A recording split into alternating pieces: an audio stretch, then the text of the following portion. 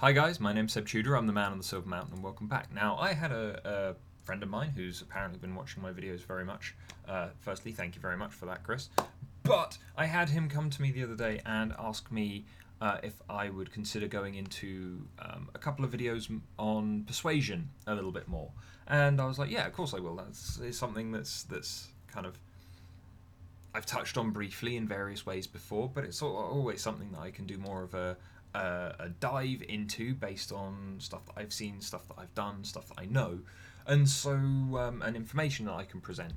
And so as a result, yeah, I'm like, okay, let's do this. But there is a lot of information here, and there are two very major kind of distinct sides to persuasion. One of which is a little more, one of which is a bit more kind of polarizing. It can either be really sincere or really kind of slimy almost, because it's very much based around kind of flattery and getting people on your side and then kind of getting them to buy into what you're saying.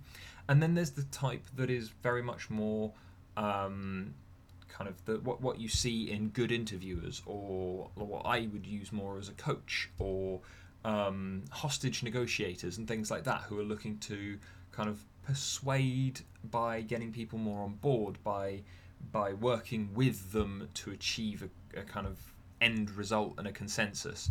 And that's the one that I usually gravitate towards, and that's the one that I have much more experience with. But as a result, I kind of want to touch on that in the video that I'm going to be putting out on Thursday this week. And so I want to touch today on the flattery angle. And so, when I said it can be either very sincere or very slimy, what did I mean? Well, the sincere part could very well be that with flattery you can, literally just come out and say what you see, and it can be very to the point and straightforward, and it can be real, yeah. And as a result, that's a very sincere form of flattery, and you might be looking to convince someone of something, you might not be, but one way or the other, like, you're coming in and you're going, okay, well, this is kind of how I want to compliment you on a thing, and around what we're doing or around what I'm seeing, and as a result, I may try and then kind of influence you on that point afterwards, because I've already said something before, but it's all true. Yeah, there's no kind of smoke and mirrors around it. I'm just literally giving you a compliment, and later on I'm probably going to ask for your input on a thing, because we're going to be looking for a consensus point, to either in regards to whether or not I've persuaded you, or in regards to whether or not you can help me persuade someone else, or whatever. There might be that. But the way that I've seen this used much more often is through kind of selling and persuading and getting people on board, when the person knows exactly what they're doing and the flattery is kind of lumped on. I've seen this with salespeople so much in some of the stuff that I've done with, like, PR reps and stuff, where they will come in and they'll dump the flattery and they'll dump the praise in several different ways, and as a result, it kind of, they know that they're obfuscating their kind of their pitches and their ways of trying to get someone on board and persuade them and get them to do what they want, by just throwing out these compliments in specific ways. And so, I want to get into some of this. And now there are, what, I think maybe 4 or 5. Oh, there might be a couple more. Yeah, there's a couple more. There's like 6 or 7 of these that I've got noted down here, and they all work in slightly different ways, but they're all around the idea of kind of throwing out your kind of flattering and praising comments, and then it kind of reels you in. It gets you on that person's side, and then when they start looking for you to take action on their behalf, or do something like that, then you're more inclined to. And so the first one that I see a lot is kind of framing the kind of flattery as kind of asking for an opinion or seeking advice and stuff like that. And so it's kind of the person coming in and going, I really like what you did there. How did you come up with that idea? Yeah, they're getting you on side. They're pulling you in, on the premise of, well, we we admire you for being successful, because we all admire success. And as a result, though, I want to know that specific thing, because this might very well be setting them up. It might, to then make a bigger pitch on top of it. It might very well be spinning things in their favor so that they've got that extra information on board, so that then they can take that away and go, well, this is what we need to offer these people.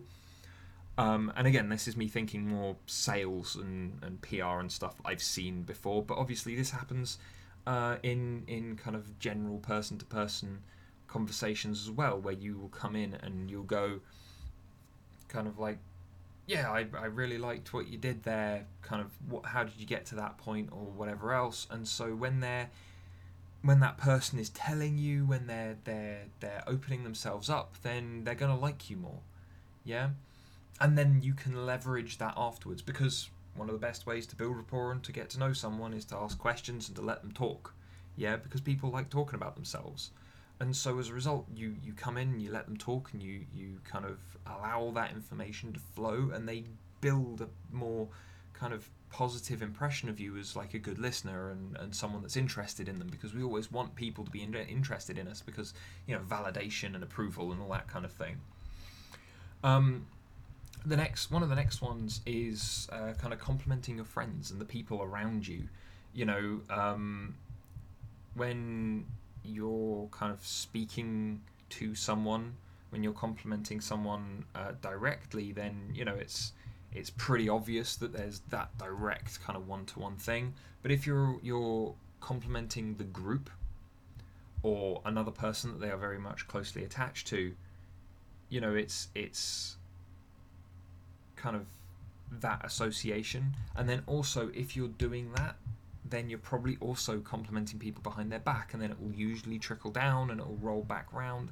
If you're looking to gain favour with people, then complimenting every single person in the group to some extent or another to the others in a very kind of surgical manner, going in, this is this tack, I'm going to take that, and then moving on, then you're gaining that bigger support. Again, it's the validation, it's the kind of getting people on board, and stuff like that. And then in addition to that, where the next one along, when we're talking about kind of people coming in and being very direct with like, this is how I'm going to compliment you directly, and you're going to know it, and it's going to seem very kind of like arse-licky almost. One of the things is people tend to preface their compliments, so it'd be like, I don't want to kind of unnerve you, but here's the thing. Anytime someone says a but, then there's usually two major reasons for it.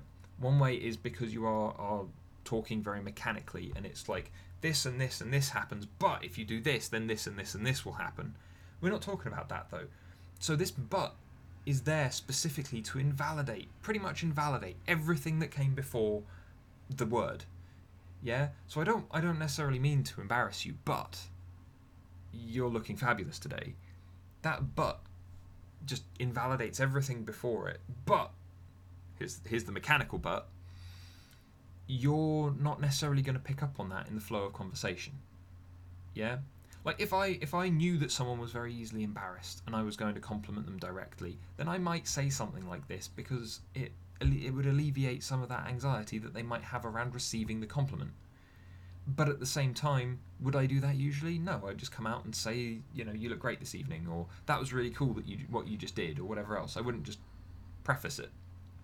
Again, there's that sincerity to it, and so on. But with this, you're allowing people to kind of they are disguising their kind of objective in flattering you. It's I want you to feel good, I don't want you to feel bad, and so I'm not gonna throw this stuff out to you in such a direct way that it makes you kind of curl up in a ball.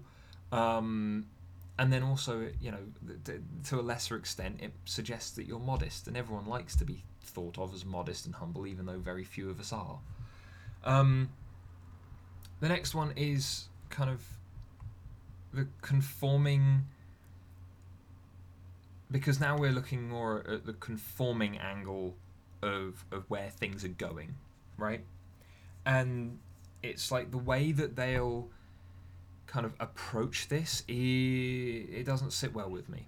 Because again, I would much prefer to directly convince and directly talk things out, either through a more soft approach where I'm developing stuff, or through direct argumentation of evidence, tackle it, move on to the next thing, tackle that. Once we get to the end, like there's a definitive winner because one thing has scored more points than the other, essentially. Preferably more points based on evidence and proof rather than just because so-and-so said so. But here's the thing. Now we're looking at conforming. You get much more of a kind of feel for things if you find out stuff from other people.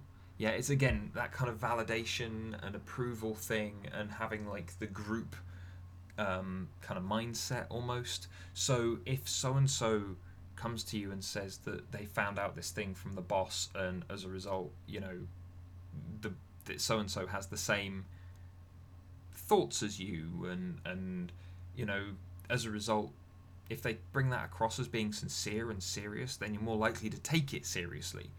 Yeah, and as a result, they could be talking out their arse. They could be telling you pretty much a direct lie about where they'd heard it from, or what the thing is, or how they could sell you this product, or whose friend they talked to learn about this thing that you should be in on.